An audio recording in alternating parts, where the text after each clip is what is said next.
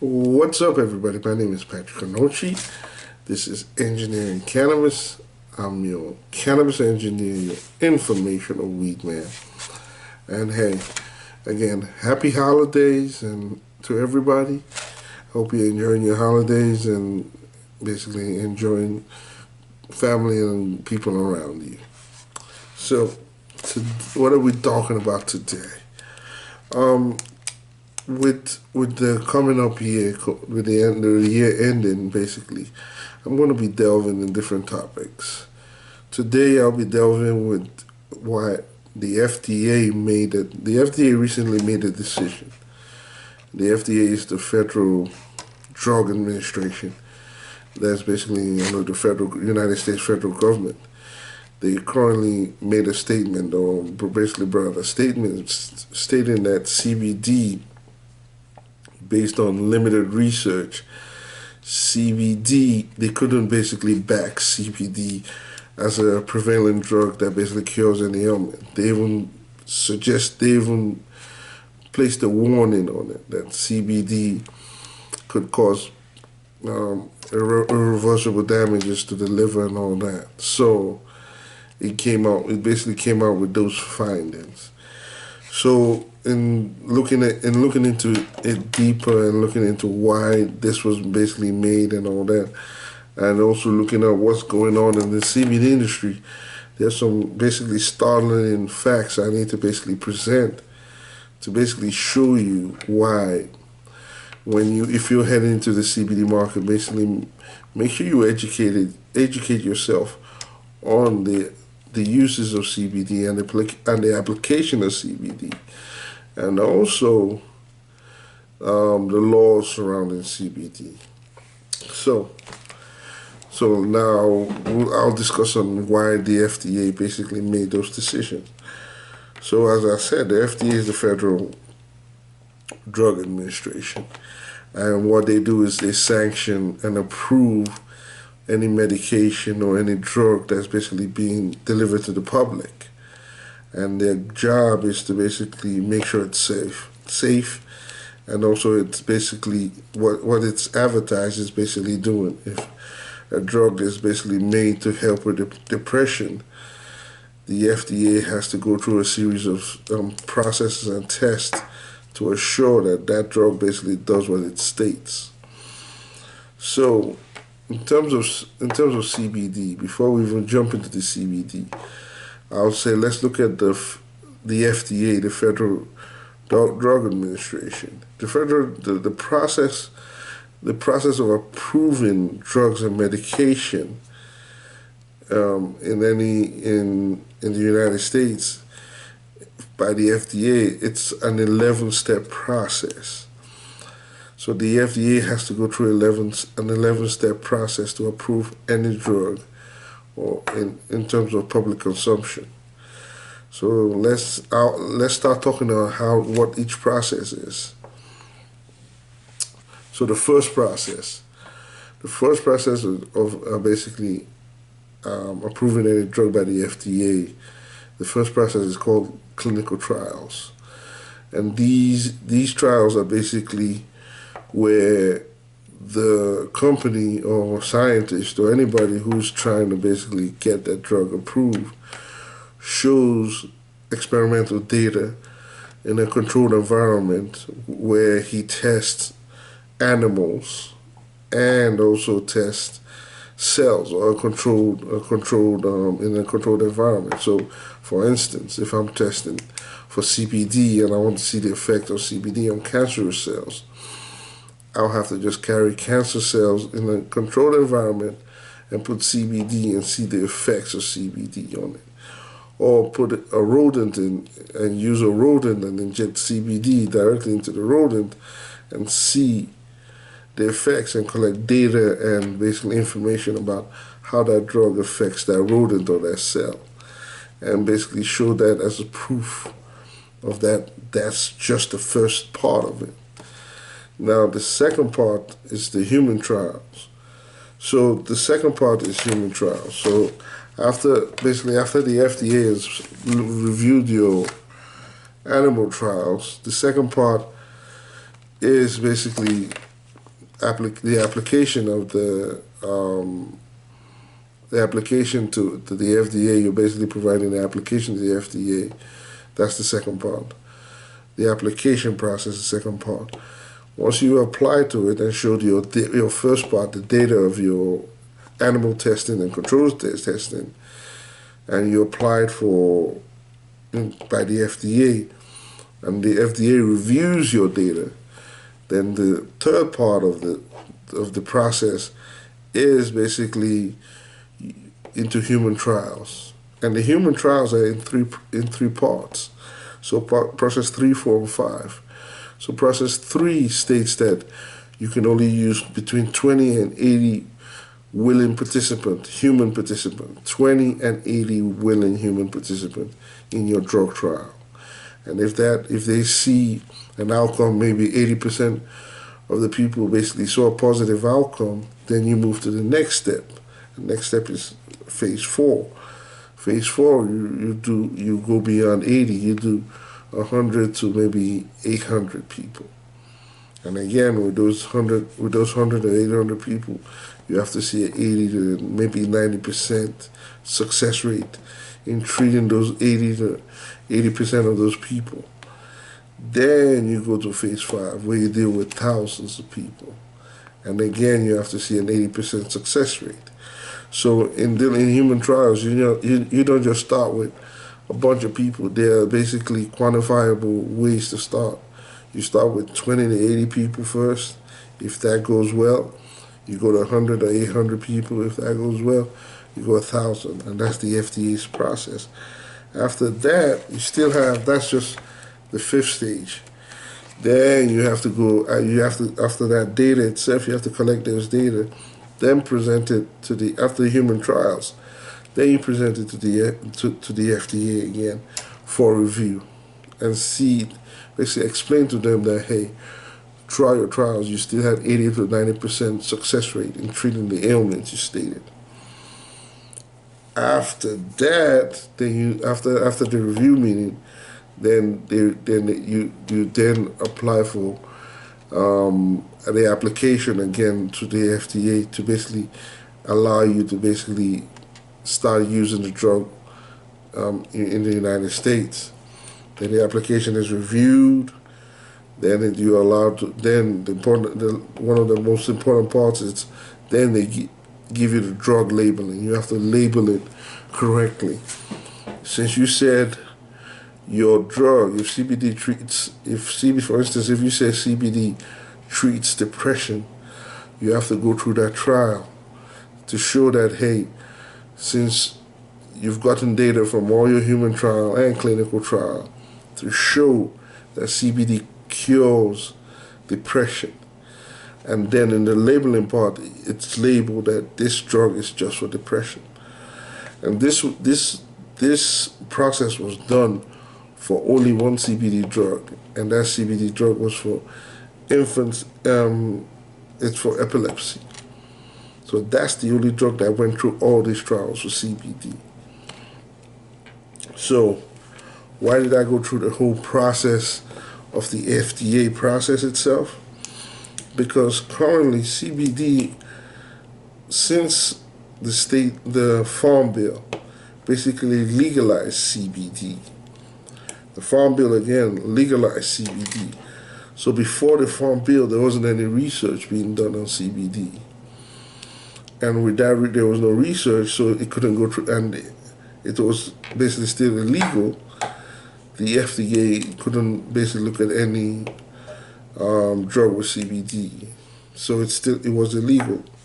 So with the Farm Bill, made it legal, and when it made it legal, now they requested research for basically anybody who's basically making claims on CBD. They requested research. But since it was illegal for a long time, there was such a limited amount of research. And the funny thing is, every research I've seen, do you know in the FDA process where that research, in any research dealing with CBD, where those research from? Do you know? The research for any CBD product has only gone through the first stage in every reading I've seen. It hasn't gone through it, and the first stage is control setting, controlled environment, and animal testing. If you read, which I've been reading a lot of research and a lot of books, every book and research states that they use animal models, they use animal testing, they use controlled cells. It hasn't gone through. There isn't any drug except for the CBD used for epilepsy that has gone through any FDA trial but the first one, which is animal testing, and they've not even applied for it. So every CBD research, any CBD has just gone through one setting in the FDA process, and that is the animal testing. And that's just it. They've not gone through human trials. So there isn't any CBD product that has gone through any human trials. So basically, in the whole 11 process for the FDA, CBD testing has only just gone through the first stage, and that's a problem because with that, with limited knowledge and limited access to data and all that, the FDA. That's why the FDA came out and stated that they can basically back CBD as a drug that could be used in basically in any ailment except for the epilepsy, and they gave warnings to it. So that's just the aspect of CBD. Then now that's just the aspect of the FDA. So currently, I've been looking online and also seeing some disturbing facts or disturbing stuff going on. So when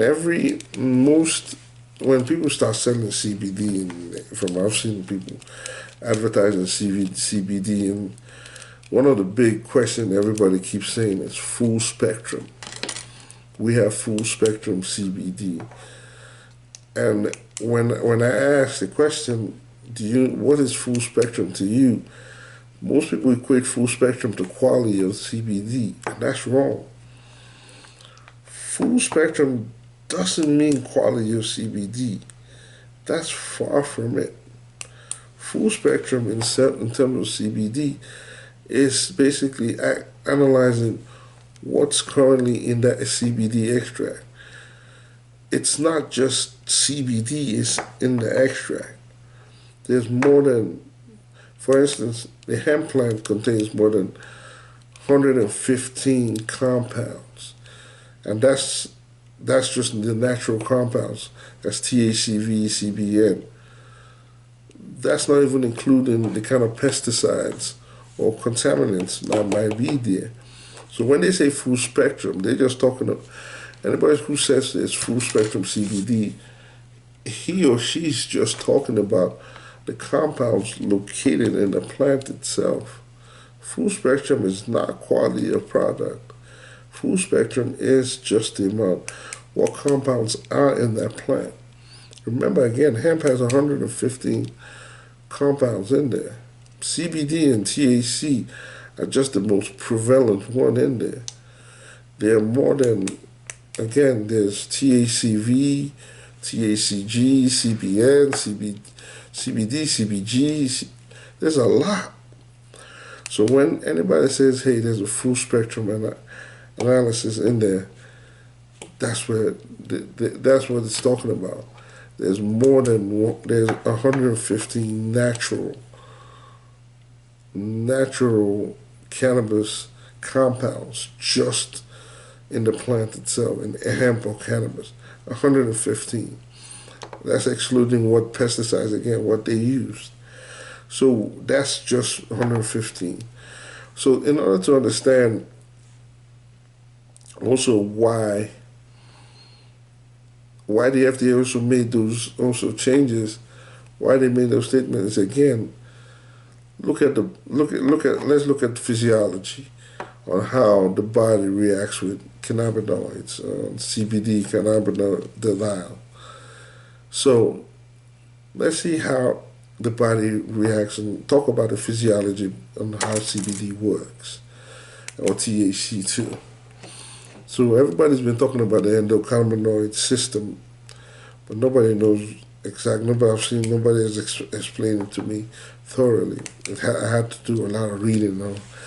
So the endocannabinoid system in your body has two receptors, two main receptors, and those two main receptors are called CB1 and CB2. CB1 is primarily located in your nervous system, and that's basically encompassing your brain, your spinal cord, and anything dealing with your motor reflexes, basically your brain and spinal cords. CB1 is primarily located there. CB2 is primarily located in your immune system. So let's basically anything, and primarily in your immune system, CB2 is primarily located in your white blood cells. So that's basically your endocannabinoid system in the simplified form. There are just two receptors, CB1 and CB2. CB1 is primarily located in your nervous system, brain, spinal cord. CB2 is primarily located in your immune system, white blood cells. So, in terms of CB1, CB1 has an affinity or an attraction to THC. So when THC is injected in your body, the receptors in CB1 attracts THC. That's why you're just basically, again, it's in your CB1 receptors is primarily located where in your nervous system. That's why you get that euphoric feeling, that high feeling, because your CB1 receptors are attracted to your THC. Now your CB2 receptors are attracted to CBD. But again, it's not only attracted to CBD, it can be attracted to your CBN, CBG, other one, or again, THCV and all that. But the problem with, again, what's happening and what people are not taking notice is when they say a full spectrum CBD is basically put in. So you are ingesting or injecting or anyhow you're basically taking it into your body, 115 compounds. That's including CBD at 0.3%, a threshold of less than 0.3% THC, and other amount of compounds in your body. So at this point, you're flooding your body with so much cannabinoid compounds in your body, there isn't an exact way to pinpoint what effects either CBD is making into the system. If you say you have if you have pain or something in your system, and you inject CBD, full spectrum CBD, as everybody claims, there isn't enough research to tell you if actual CBD is reacting in your body, or if CBD with CGN or CBN is actually making your body better, or if the amount of THC mixed with CBD is actually helping relieve the pain. You don't know. There isn't enough research to show that. There's no research to show the amount that's basically being affected, the amount of CBD, or the amount of full spectrum CBD, CGN that's affecting your body. You have no clue because there isn't any research. So, and again, you might be even overloading your endocannabinoid system because right now you then start taking it. People are now taking it like vitamins, and now you might be endangering yourself, like the FDA says, by overloading your system with a compound that has not been fully tested yet. There isn't enough research yet to see where, except for epilepsy, where the extract, they actually took the CBD extract, not full spectrum, it took a CBD extract. But with a full spectrum, you just took a full spectrum, 115 compounds in your body, and you are overloading your endocannabinoid system, and you don't even know what's going on. Nobody knows. You might be causing, again, CB2 located in your immune system. You might be causing irreparable damage, and that might be even leading to liver damage. or you might be causing irreparable damage to your nervous system. Nobody knows. There isn't enough research. So what am I saying? I'm trying to educate yourself. For consumers of CBD, please consult your medical practitioner. He or she will know. He or she will be able to monitor your vitals while you take CBD and basically make some recommendations. I'm not a medical practitioner, but please consult a licensed medical practitioner to help you out with any dosage of CBD.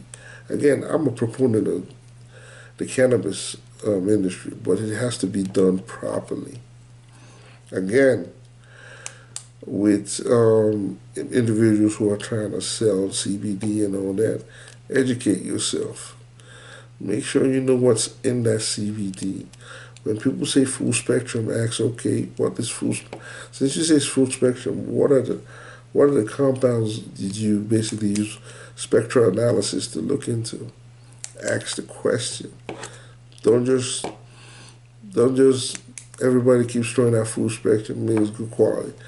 Full spectrum doesn't mean good quality.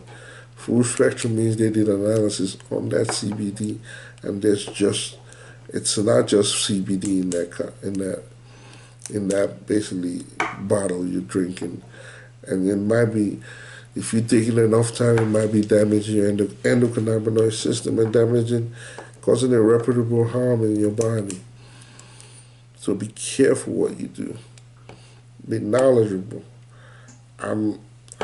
If the only way I can recommend or put a product or CBD is if, hey, research has been done showing an extract of CBD with 0.3% with those 0.3% CBD and maybe 0.7% CGN will be effective in treating something. If that research is there, then I can say, okay, this research states that, and they have proof, and they've gone through the FDA process. But if you've not gone through the FDA process and you're making such a horrendous claims on CBD curing a lot of stuff, there's a lot of damages you can do. In reading some of the research I've seen how CBD can aid in fertility and also destroy fertility if it's not consumed properly. I've read it, and these are just books I've been reading and research. And these are just done on animal testing, not human testing. So there's a lot of problems in terms of CBD currently being sold right now. So we need to be careful in how we market it, and also we need to be careful in how we consume it. Again, consult your licensed practitioner, licensed medical practitioner, and also individuals who are selling it. Educate yourself on what CBD is. Most people I ask, they don't have a clue what CBD is. They don't even have a clue on the receptors and how it works. I'm not an expert. I'm still learning each day. But you have to be responsible at the same time.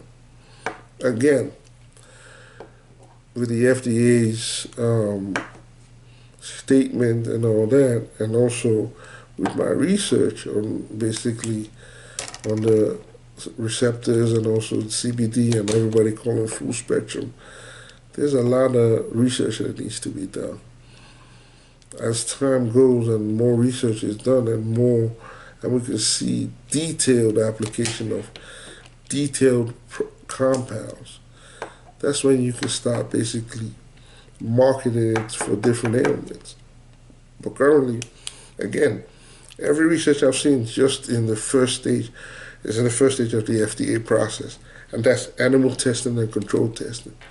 So again, let's be responsible for each other and make sure we do it right. Okay, my name is Patrick Onochi. I'm a cannabis engineer, your informational weed man, and I see